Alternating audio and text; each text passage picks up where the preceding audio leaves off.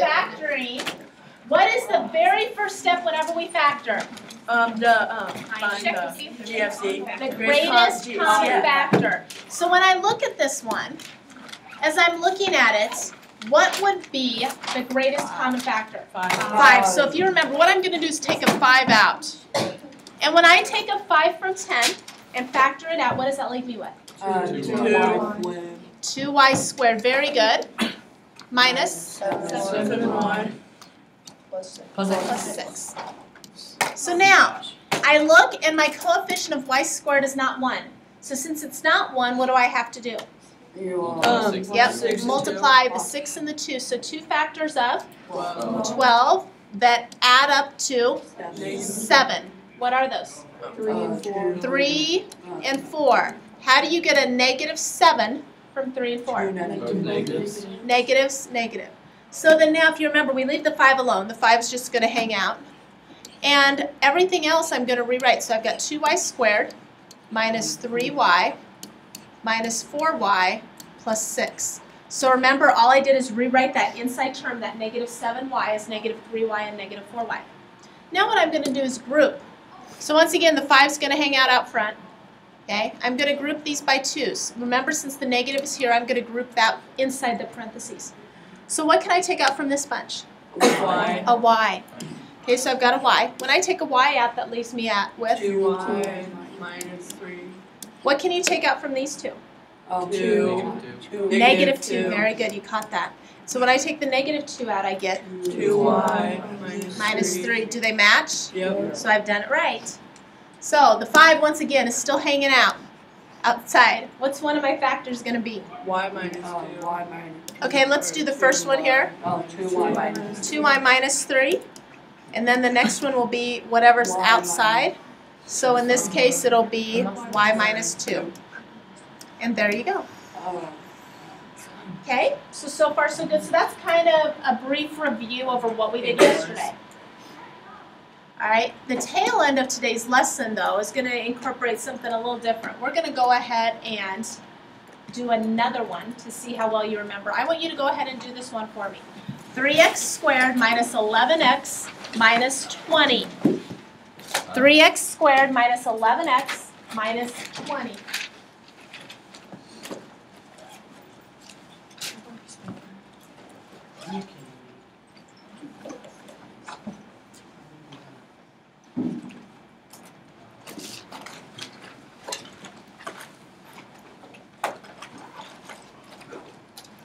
So go ahead and jot this down. We'll see how you all do.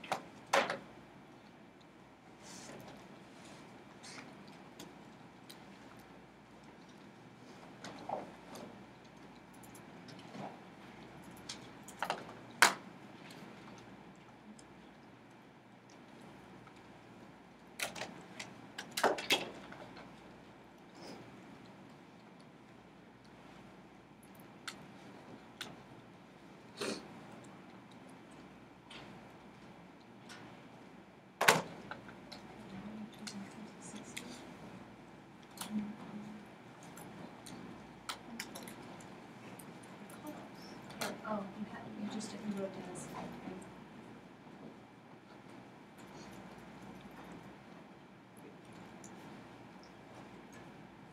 you should have your sign here. Your sign. So you have to get a negative 11 from those. Okay.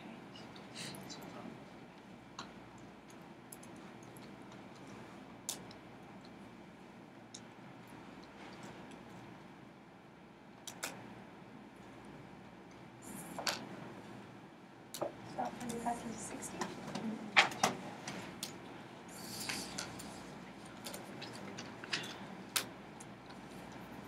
Whoa. Try that one again. What you just did.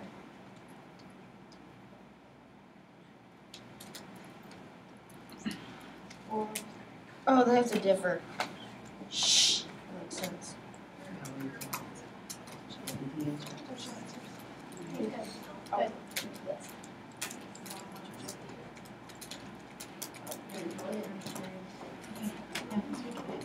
We have 2 pages left. Good job. Oh, I mean, we have 2 pages. Oh,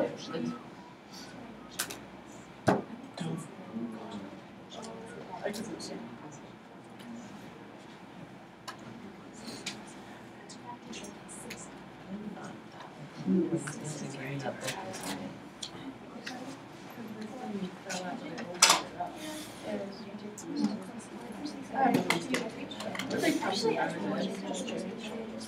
Oh, you got it. It's in my binder now. Wrigley's like, I'll do that to you. So if you ever want anything, go for me. It's like, where's Brady's locker? We're like, Mine's you should negative. know that. Okay, so real quick, when you multiply first and last, you get 2 factors of 60 that differ by 11. Those are 15 and 4. You get a negative 11 by a positive, a negative 15 and a positive 4. So now when you rewrite it, 3x squared minus 15x plus 4x minus 20. Now remember, you could have rewritten it the other way. You could have had 3x squared plus 4x minus 15x minus 20. And you'll still get the same thing. So in the first bunch, I can take out a 3x, and that leaves me with x minus 5. In the second bunch, I can take out a 4, and that leaves me with x minus 5. And so now one of my factors is going to be what's in common here, which is x minus 5. The other thing is going to be the 3x plus 4. Now we could actually check our work and FOIL that out and see if in fact it does work, but it does. Okay, so let's go and see what we got now. Notice what we've done. We've added another step because now at the very end when we factor it, we're going to have to set them equal to 0. So let's go ahead and factor this. What do I do? 2 times 9. 2 times 9, which is what? 18. So I'm looking for 2 factors of 18 that add up to 9. What are they? 3 and 6. 6 and 3. What do you know about their signs? They both have They're both positive because that's the only way I can get a positive 9. Let's go ahead and rewrite. So to rewrite it, I get 2x squared plus 6x plus 3x plus 9, and that will equal 0. Now what I need to do is group them. What can you take out? That group back there. What can you take out from the first? A what? 2x. That group back there, what does it leave me with? If I take a 2x from this, x plus 3. This group here, what can I take out from here? 3. A 3. This group here, what does that leave me with? X plus 3. X plus 3. Group over there. You need to tell me what my final factoring pattern will be. 2x plus 3 And x plus 3. Nice job. 2x plus 3 and x plus 3. Okay, so now what we're going to have is we've got one more step, and our one more step is that we've got to solve this. So I end up having 2x plus 3 equals 0, because remember we're using that 0 product property, or x plus 3 equals 0. Group back there. What is the first solution going to be? Negative 3 over 2. Nice job. So remember, you're going to subtract 3 here, and so you end up getting 2x equals negative 3. So x equals negative 3 halves. So that's one of your solutions. Group back there. What's your other solution going to be? Nice job. So you're subtracting 3 from both sides. You get x equals negative 3. So basically, it's the exact same thing you've been doing. It's just that you've got one additional step at the very end. We've got one more to do. Okay. So now, group here. What's the first step? Multiply 3 times 3 times 8. So we're looking for 2 factors of 24 that do what, this group? 8. Add up to 10. Add up to 10. Group over there, what are those 2 factors that add up to 10? 6 and 4. Nice job. What about my signs back there, group? What are my signs going to be? Both negative. This group in the back, you need to tell me what I need to write next.